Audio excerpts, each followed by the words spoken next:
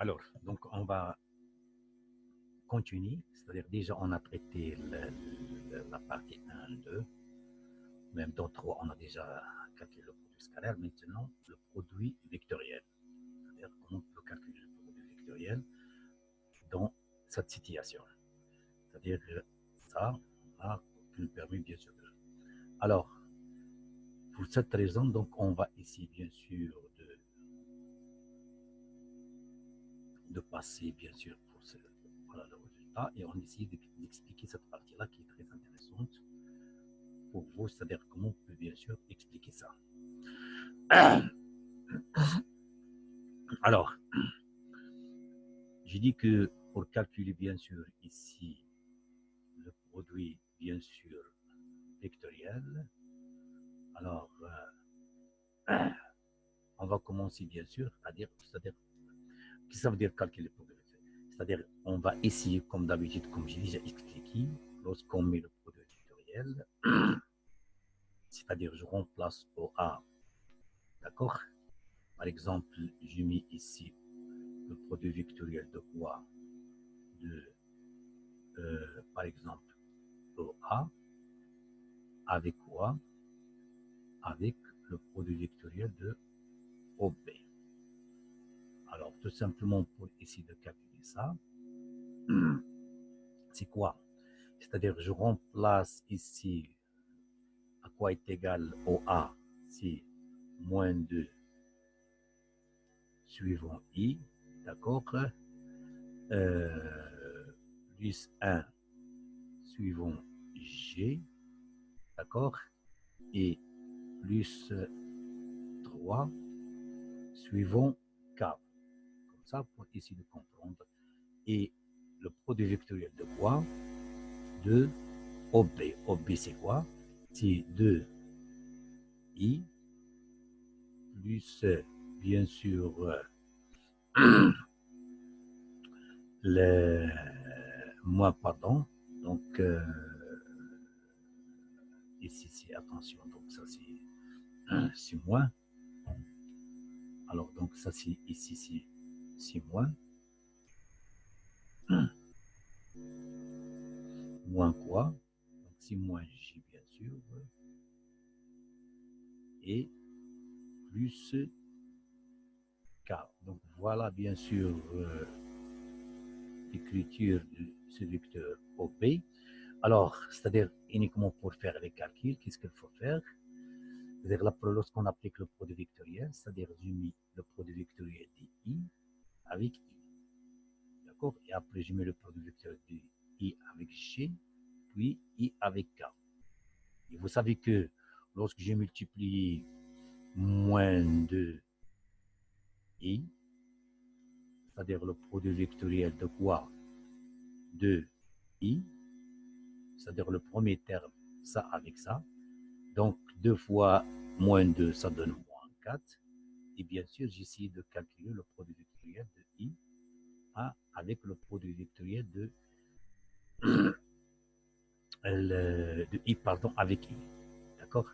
C'est-à-dire tout simplement, je m'intéresse à calculer le produit vectoriel de I avec I.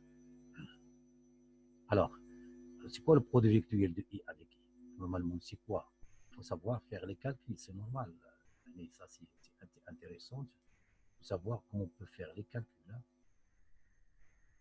Hein.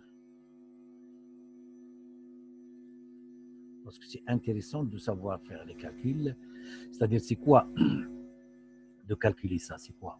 C'est I, la norme, bien sûr, comme j'ai dit, de I, fois la norme de G, d'accord? Cette fois-ci, c'est le sinus. Quand j'ai ici le produit vectoriel, c'est un sinus. Alors, c'est quoi? C'est le sinus entre quoi et quoi? Entre II. L'angle, c'est-à-dire, est donné par I. Donc, entre II, donc on cherche à déterminer le sinus, pardon, entre II. Ça, c'est encore, ça, c'est intéressant de savoir connaître Yani II C'est encore, donc, parce que c'est très intéressant de savoir, connaître comment le calculer. Il y a une I et I. Alors, ce qu'il faut savoir que I, c'est quoi? Sont collinéaires.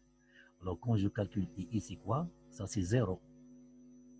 Donc, et à quoi le sinus à quoi le sinus de 0? C'est 0. Et bien sûr, ça donne 1. Le norme de I, ça donne 1. Ici, le nombre de J, ça 1 fois 1 fois 0, ça égale à 0. Alors, toujours I, le produit vecteur de I avec I, ça donne 0. Mais par contre, I avec G, ça donne moins K. La même chose, I avec K, ça donne G. Et ainsi de suite. Cette fois, je calcule G avec I, ça donne quoi? Ça donne encore moins K. Et la même chose. C'est-à-dire, pour essayer de comprendre ça, cette permutation comme ça, il faut noter.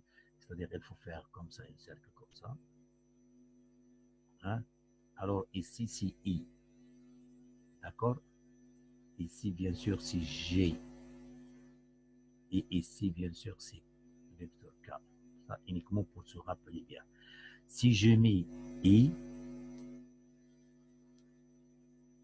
le produit vectoriel de quoi? De G. Alors, I avec G, il me donne quoi? Il me donne K. Ça, c'est des calculs qui sont très intéressants. La même chose, J avec K, il me donne I. I, K avec J, ça donne I. D'accord? C'est-à-dire K avec I, le vecteur avec I. D'accord? Ça donne quoi? Ça donne G. Et maintenant, si vous avez l'inverse, si vous avez J avec I, là, il faut faire attention. Si vous avez G, c'est-à-dire si vous avez G, c'est-à-dire tout simplement, il faut faire attention. Si vous avez J avec le produit vectoriel avec I, ça donne quoi? G avec I, c'est-à-dire dans l'autre sens. Alors ça donne quoi? Ça donne moins K. Ça donne moins K. Ça donne moins K.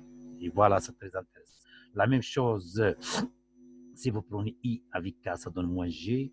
K, produit vectoriel G, ça donne moins, et ainsi de suite, comme ça.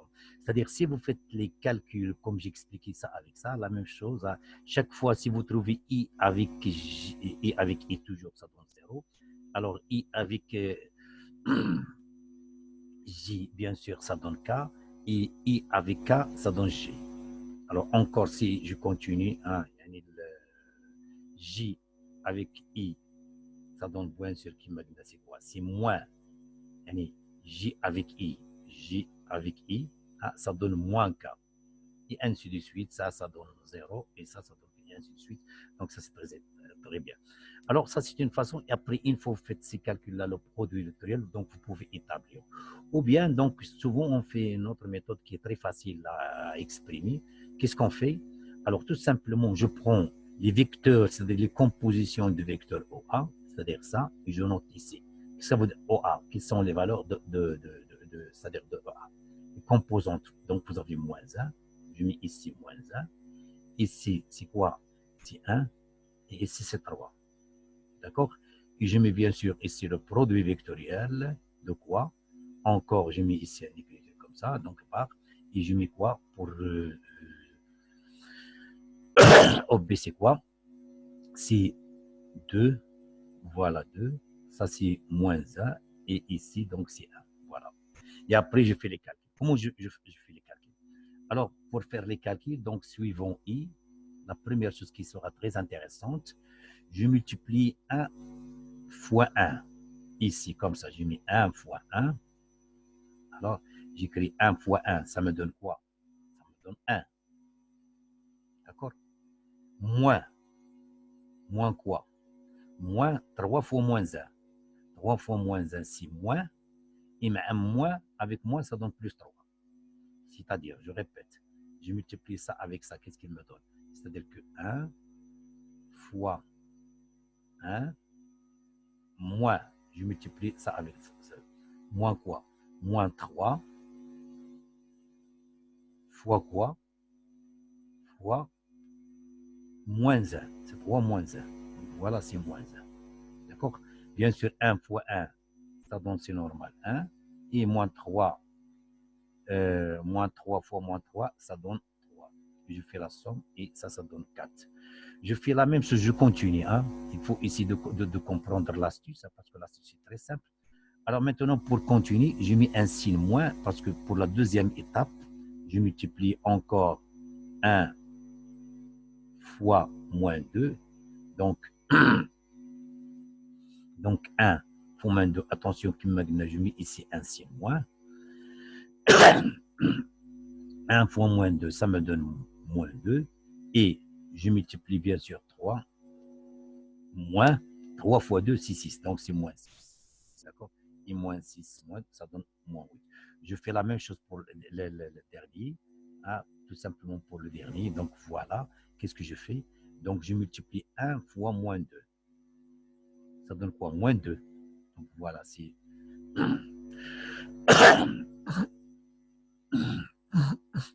Donc ça donne moins, non, pardon. Donc toujours, il ne faut pas faire des bêtises. Hein.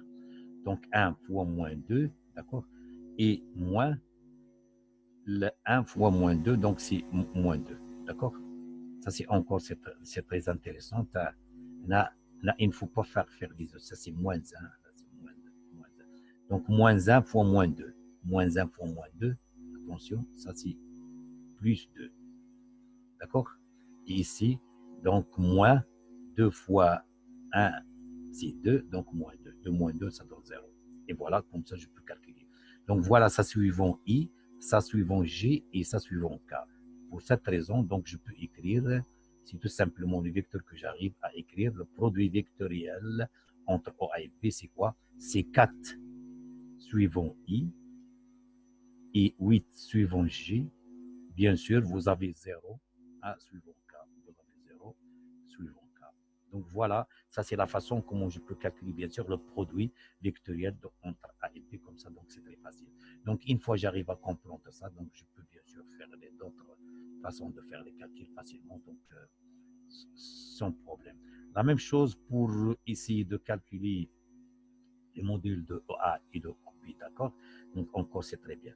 Alors, comme vous savez bien, pour calculer le modèle comme ça, c'est très facile, d'une manière générale. Donc voilà OA, c'est ça. Et pour calculer le modèle, donc on a déjà parlé, je prends le carré de ça, d'accord? Égal à le carré de ça, plus le carré de ça, plus le carré de ça. Comme ça, c'est très intéressant. C'est-à-dire ça ne demande pas beaucoup de réflexion. Donc il suffit tout simplement de noter ça. Hein. C'est-à-dire, autrement dit, c'est-à-dire, pour essayer de comprendre, ça c'est très intéressant, c'est-à-dire la norme d'une manière générale de vecteur quelconque EA, hein, c'est-à-dire au carré, je prends, si vous avez toujours les vecteurs, ce sont des vecteurs, attention, encore je prends des vecteurs au carré, égal à quoi? Égal à tout simplement. Égal à, c'est quoi? Est égal à ça au carré. C'est-à-dire, c'est quoi? Égal à la norme également moins 2 suivant I au carré, d'accord? Plus quoi? Plus tout simplement, alors vous avez quoi? Vous avez encore 1 fois G, c'est normal, vous avez un G, d'accord? Ça c'est la normale au carré, plus quoi? Plus encore 3 au carré, la norme au carré, ça c'est très bien. Et ça, une fois vous avez moins 2, donc la norme de moins 2 fois la norme de I, et la norme toujours de ici 1, donc il me reste moins 2. Et comme ici, ça c'est le carré, alors toujours, elle me donne ça, elle me donne tout simplement moins 2, donc sans problème, donc juste ça, elle me donne donc le calcul, elle me donne tout simplement le 2, La même chose ici, elle me donne bien sûr 1. Et la même chose ici, elle me donne carré de 3. Donc, une fois que vous avez ça, donc c'est facile d'écrire. Je fais la même chose pour... Donc, une fois que vous avez ça, donc je fais la même chose bien sûr pour le OP. Hein, donc, la même chose, donc la norme, je mets ça au carré, égal à ça au carré, plus ça au carré, plus j'écris ça. Et après, une fois que je calcule, je mets la racine. Hein, donc, la racine, tout simplement. Donc, il me donne ça, donc la racine de cette équation. Donc, je peux l'écrire. Donc, ça, c'est facilement, on peut le noter donc, sans problème ici. Alors, si je continue, c'est-à-dire pour le dernier partie, c'est-à-dire pour déterminer l'angle. Alors, pour déterminer l'angle OA, où se trouve? C'est-à-dire, je rappelle tout simplement pour déterminer cet angle-là, qu'est-ce qu'il faut savoir? La première chose, c'est-à-dire quoi? Je prends la norme de OA fois la norme tout simplement de OP parce que je cherche l'angle entre A et B, d'accord? Fois encore la norme de OP, d'accord? Ça c'est encore très intéressant. La norme égale à quoi? Oh, là encore, bon, c'est pas la peine de le faire comme pour essayer de comprendre. Hein, donc attention. Ah bon, donc c'est normalement, il faut mettre la définition. C'est quoi la définition? Si tout simplement je prends comment dirais-je? Donc je prends bien sûr, c'est-à-dire OA, le vecteur OA, c'est-à-dire tout simplement le vecteur OA, hein, le produit bien sûr, voilà le scalaire de OAP, ça, scalaire du vecteur OP. Alors ça, qu'est-ce qu'il me donne? Il me donne la norme de A fois la norme tout simplement de OP. Hein? Il me donne encore, ça c'est le cosinus bien sûr de quoi? Hein? Entre A et B. Voilà. Entre A et B, ça c'est la définition bien sûr de vecteur quelconque. Donc je peux l'écrire comme ça, entre deux vecteurs comme ça. Alors je m'intéresse ici, ça c'est le vecteur ici, donc je le mets ici. Je prends ça OA, comme j'ai dit OA, le vecteur OA, fois le vecteur OB. Voilà, ça c'est le vecteur OB, divisé par, bien sûr par la norme de OA, fois la norme de OB. Il faut savoir bien qu'on a déjà calculé ça, OA fois OB, on a déjà calculé, d'accord? Donc je peux le multiplier, etc. Je trouve moins 2, vous rappelez bien.